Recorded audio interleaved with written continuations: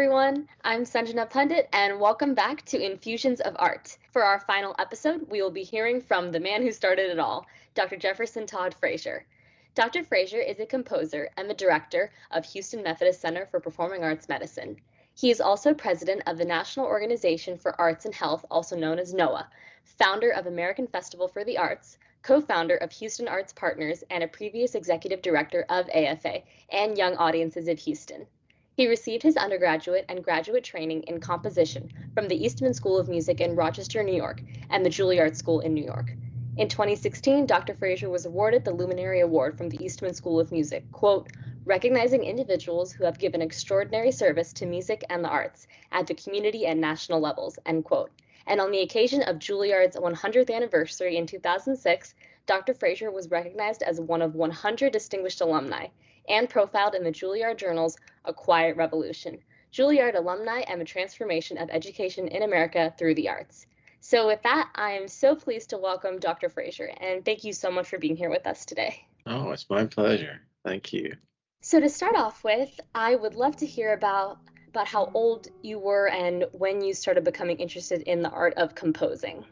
In late elementary school, through the guitar, I had just heard and seen people play guitar, and I thought it looked neat and interesting. And I did pick that up, and I found that I was really intrigued by it and was drawn to be practicing and asking for lessons and listening to songs on the radio and trying to figure them out was just became really fascinating to me. And maybe that's when I mean, thinking back on it,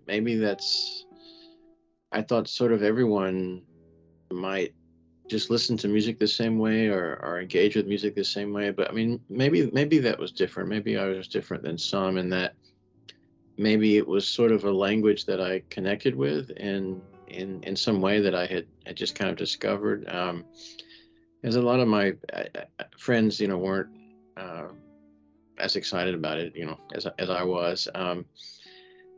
And the more I explored music and learning different pieces, from the radio and then learning how to read music and taking it, the more I just opened doors and just felt like, gosh, it was just a medium and a language that I wanted to speak more fluently and I wanted to, respond with. And most everyone in my family is a physician or a nurse or somehow working in the medical field.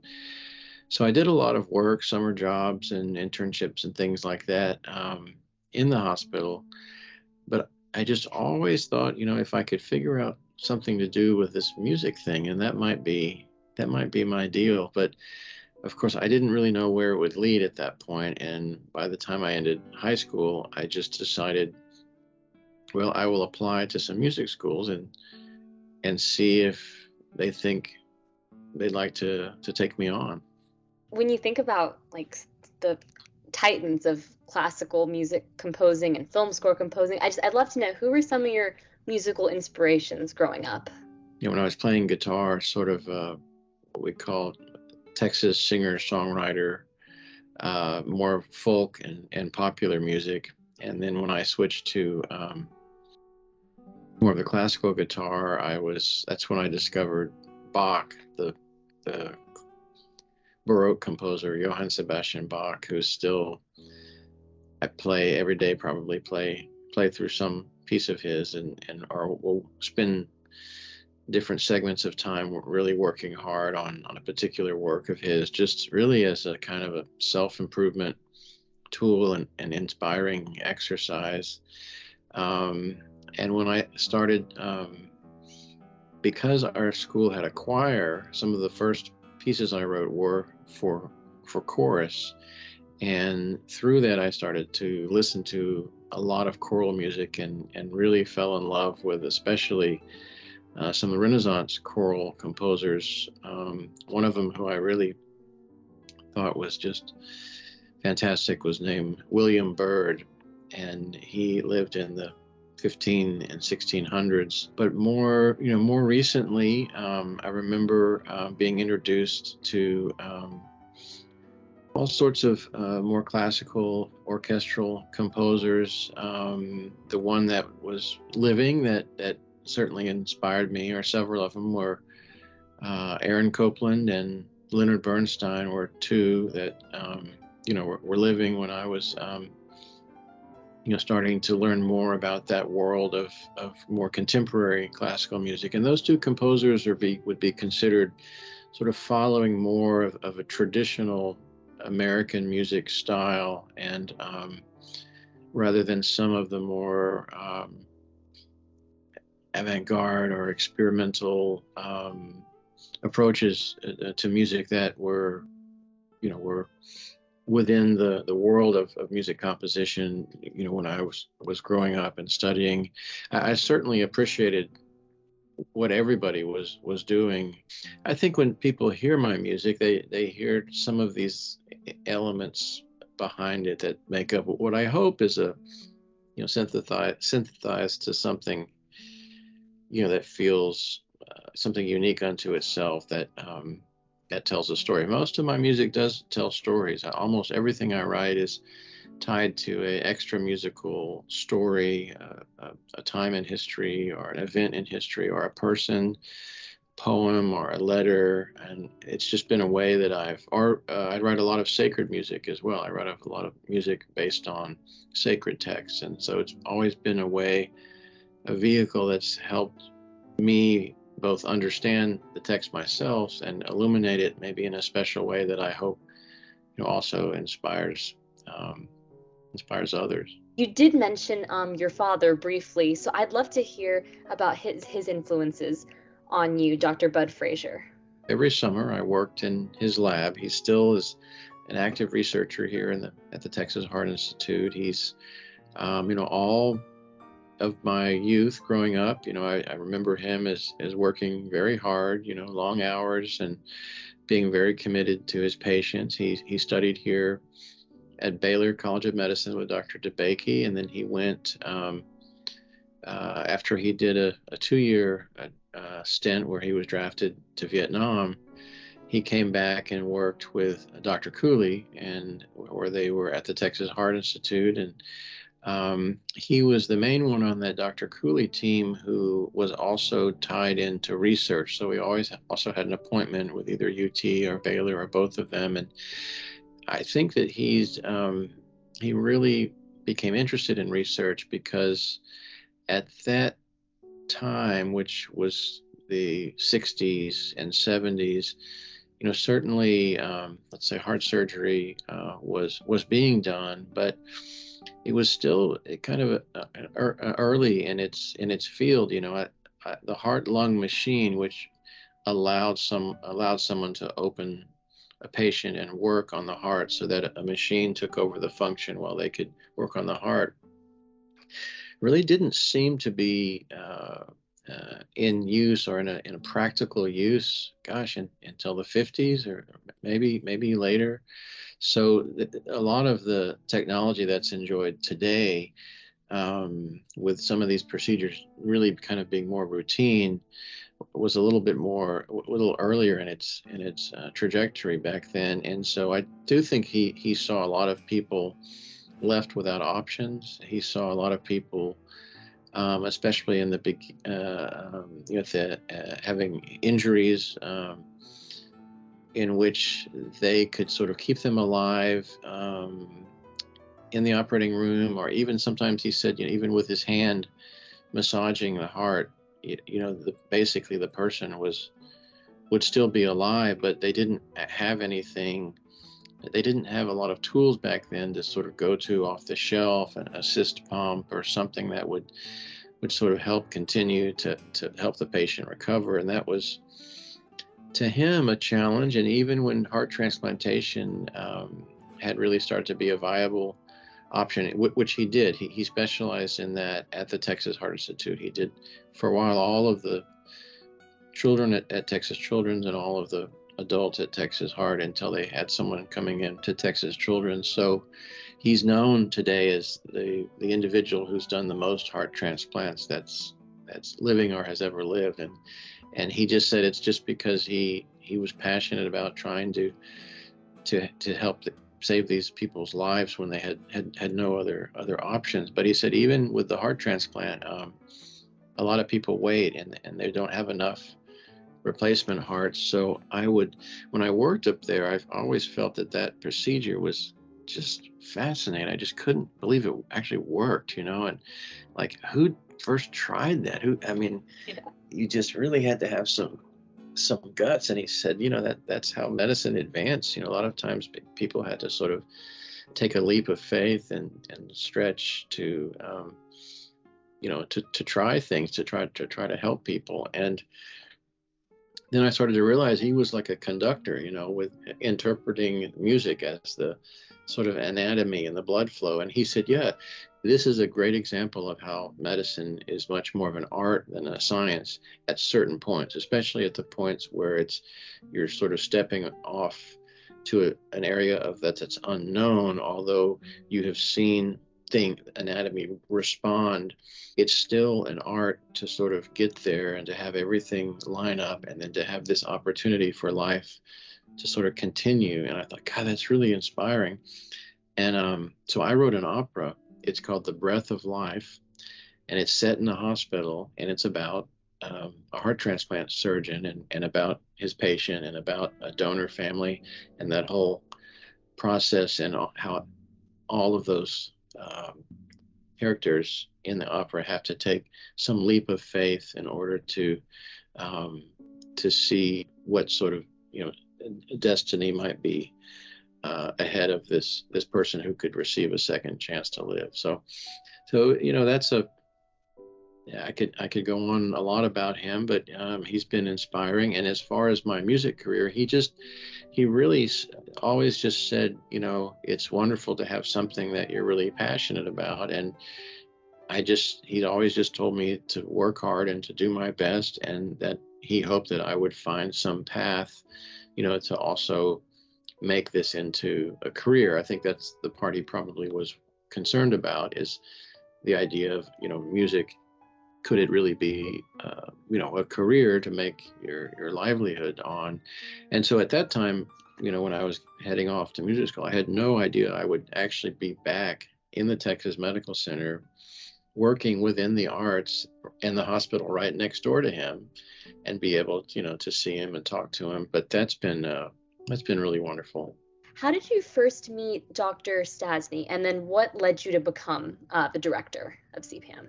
When I finished music school, I knew I loved what I was doing. I wanted to continue to write, or find some way to write as my artistic pursuit. But at the same time, I was really taken by how sad it was for some really, really talented people to either just leave the field altogether, or just to be discouraged by the field, and have to kind of go out on their own and figure out. So that was kind of a disservice of going to all this school and maybe not really being prepared for what kind of the real world marketplace was in the arts. I also thought that I didn't know why the arts had more value in more diverse arenas, meaning, like, do we just have to go to the theater district and the concert hall? Why does classical music have to just exist there? Wouldn't it be valuable for it to happen in more public community areas and parks and different workplaces and different areas, maybe that people could really benefit from it, or sort of, maybe we could rethink this whole idea of the formal concert, and that would be how you would engage with music. And I kind of always knew that there wasn't really just a full-time job out there waiting for me to just be a composer and write the music that I wanted. So I was always prepared to try to think about, how could I step into community, step into the world of people's lives and sort of the marketplace of the world in America, and became more and more fascinated with, how the arts as a stimulating element, the mood modulation element of music, and the stimulating elements of rhythm, and how it can really capture attention and really focus people in a way that may be unique for them. And just feeling like, I think there's people out there that connect to music as something that helps them make better sense of who they are and the world around them, and like a language maybe. And then I also started doing more work in what we called in the special needs population, which are the children who may have had anywhere from developmental delays, or some of them real physical injuries or things that were preventing their sort of normal development. And those where I really started to reach more into the Texas Medical Center and say, you have people here that know about child development, they know about neurology, and you have this profession that's growing called music therapy that seemed to be a really wonderful blend of how to use these uniquely stimulating elements of rhythm and mood and melody to help bring more to the table as far as stimulating brain activity, focusing attention, doing some of the things that were especially important to some of these schools in Houston that were working with children that might have had some developmental challenges.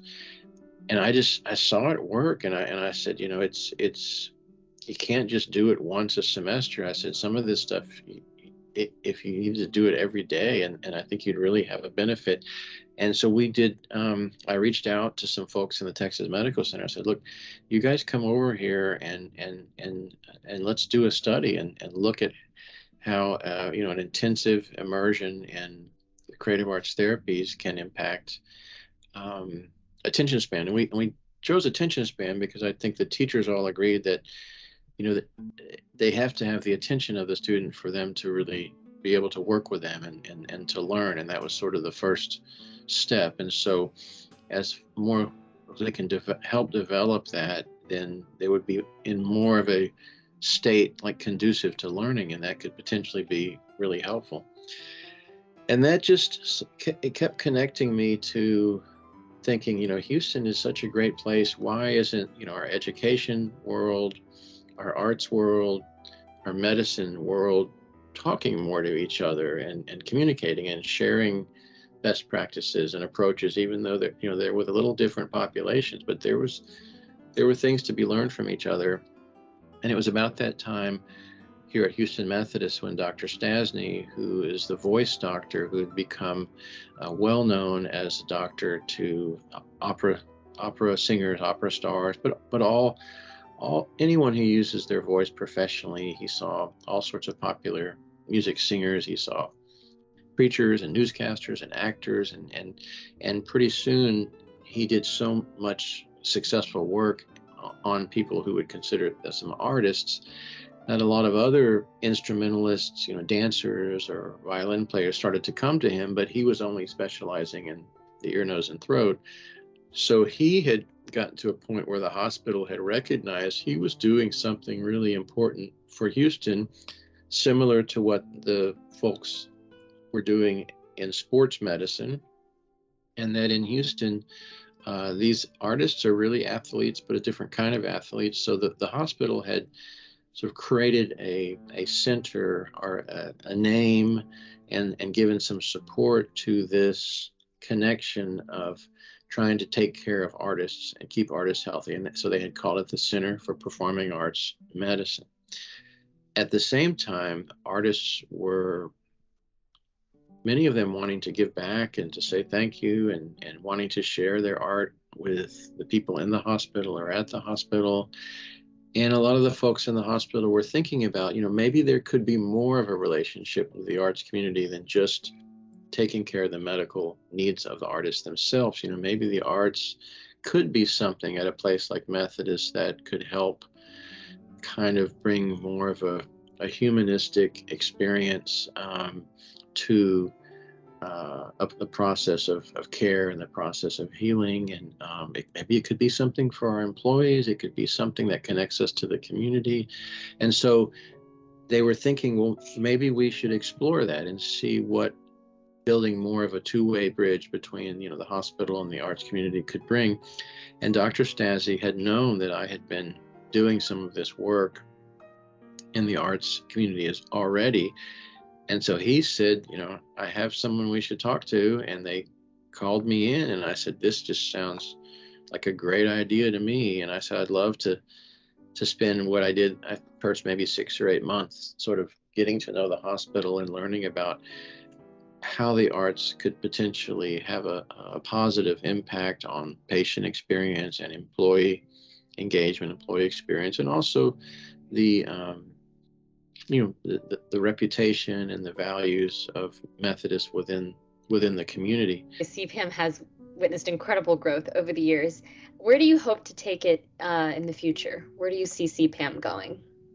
One of my goals here at Methodist is how we can, in a very sort of user-friendly, organized way, introduce our programming, first of all, here to all of our different system hospitals. So our main hospital here is in the Texas Medical Center, and that's just been where we've done most of our work and sort of trialed most of our programming and established most of our positions. But now we do have a presence of at least one employee at each of our campuses, and there are certain things that we're going to start to roll out so that we can feel connected throughout our whole system of things that are offerings that everyone can sort of take advantage of and draw from, while each hospital still, will have their unique identity and things that might be programmed or offered there that would be unique to maybe something that's happening, and how we manage that and structure that in a way that it can be ultimately like a model. This could be a template or a model that's really been thought through and a lot of safeguards put in place for other hospital systems that might look similar to this, that serve a region, to maybe adopt and feel like more confident, because there's a precedence for this adding all sorts of value to that health experience for the patients and employees. And so it would be wonderful if we could get to that point and then be known for creating a structure that is replicable, that could help other people in other parts of the nation be able to share in these kinds of benefits. On that note, do you know how many other medical organizations have institutions like CPAM, using the idea of music to heal? Well, there's more and more. We kind of call this field in general the field of arts and health, as it really encompasses, not necessarily just hospitals, but there are a lot of efforts in communities, in public areas, maybe public parks or public community centers, in which the arts might be used not necessarily just for entertainment, but have some purpose that would be either to uplift spirits or to inspire or to get people moving or to help people reflect, or something that would support wellness. We call that arts and community health, and the idea that the arts can do all sorts of things, can even share health information. We did some of that. The Center for Disease Control gave us a grant to go out to communities to share through the arts, to share information about the flu shot and COVID vaccine. And we did that through the arts in really ways that sort of recognized how important it is for us to care about the health of our neighbors and the health of our communities. And the arts are a way to sort of reflect and remember people's stories and people's contributions. For example, there are some community gardens around the city that in neighborhoods in which the city is really trying to encourage families, to get out and do things together, and feeling that this will create a lot of healthy things, within the community. And so how could the arts be sort of a beacon or something that would be happening, that would be drawing people together and helping build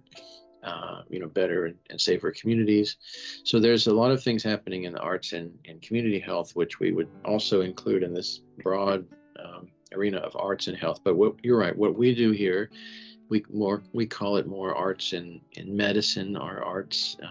We're in the medical environment, so we're actually in a healthcare facility. And there are more and more that I see have programmings. I have not yet seen a hospital that has as comprehensive a department as we do in the arena everything from the actually taking care of artists, from the artist's health, all the way to, the therapeutic side. It's been fun to be asked to come in and present on our program as one example, but then help people think about what they're doing and the opportunities that they might have. So it's a really growing field. In fact, we have trouble finding employees, actually. So that's been rewarding for me on that side of helping create more professional opportunities for artists. So we've everyone that works here has it is an artist, and was planning to be an artist or go into the arts, and they've sort of found their way into this world of arts and health, which has allowed them to stay in the field, just like I have, and share through the arts and help the field and continue their their passion for the arts. This is a question I've asked all of our guests on Infusions of Art. What is the number one benefit you see from combining music with medicine? It's an especially unique tool because we now are able to harness the potential of music and the arts in a way that's effective enough that we know that it can be reliably used to help achieve really real clinical functional health outcomes, as well as be a platform that can help communication and can help share our process thoughts, our feelings, and help support transitions, and help maybe frame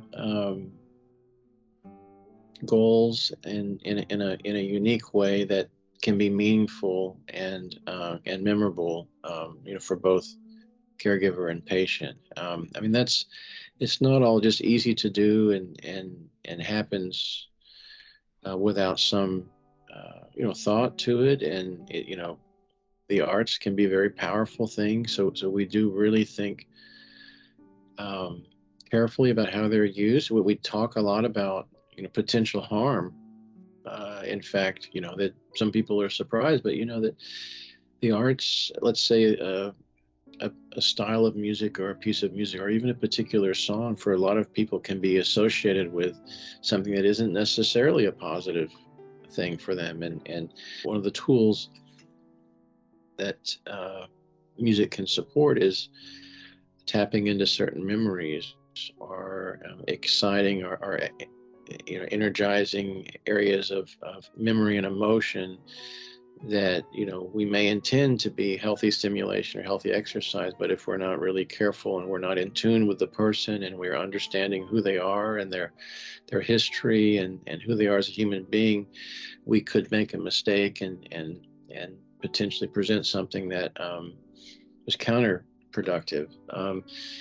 So ideally, if a practitioner has some orientation and can work with professionals that can facilitate, arts activities or arts interventions in support of that patient healthcare relationship, it can be a unique tool that brings the art of human kindness to the table in a way that's meaningful. What advice do you have for motivated young students who are interested in possibly pursuing a career in healthcare and are considering how to balance that with an artistic talent?